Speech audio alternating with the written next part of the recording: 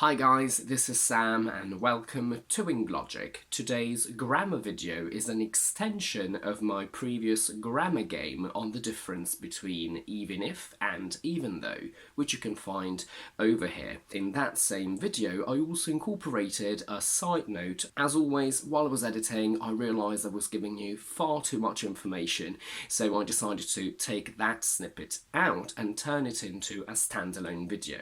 So please get ready for some logically and mentally challenging concepts. Don't forget to like this video and subscribe to my channel, and let's get started.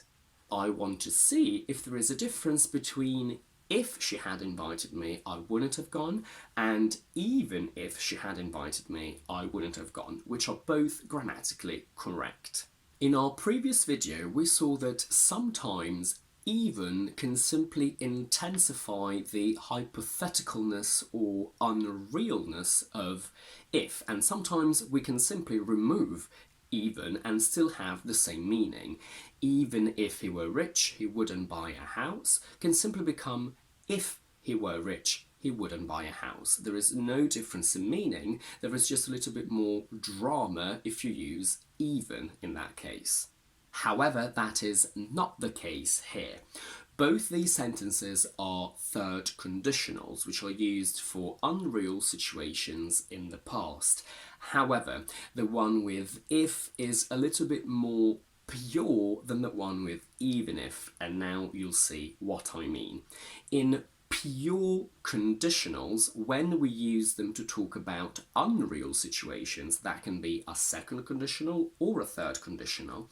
Everything that you say in the conditional is the opposite of reality, and this happens in any language that has conditionals. So if you say if she had invited me is affirmative, but the reality is that she didn't invite me. I wouldn't have gone is negative, but the reality is that I went. So we go from affirmative to negative and from negative to affirmative. The concept of this sentence is that she didn't invite me to the party, so I went. So my going is a reaction to the fact that she didn't invite me. That means that maybe I don't like her anymore for whatever reason, and I wouldn't have wanted to go to a party that she had invited me to because I didn't want to feel bound to her. I didn't want to spend time with her. But she didn't invite me, but someone else that I like did. So I went.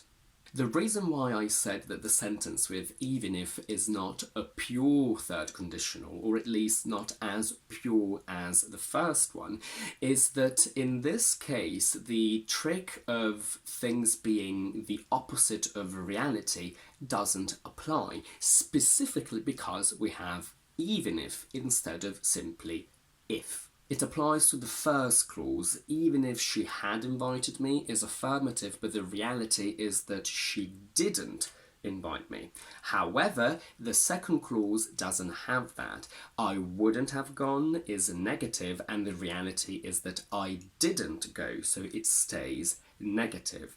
So the meaning of this sentence is that she didn't invite me and I didn't go anyway. The fact that I didn't go did not depend on her not inviting me.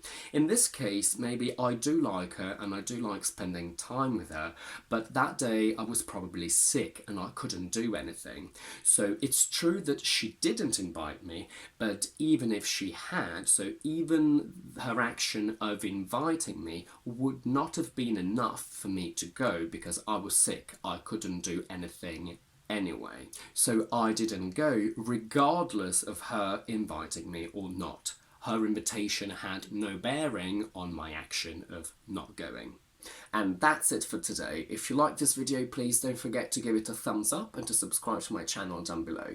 And do let me know in the comments if you'd ever thought about the fact that if and even if can sometimes be basically synonyms, and sometimes they can mean something completely different. In the meantime, I will see you on Thursday with my quick vocabulary video, and next Tuesday with another explanation one.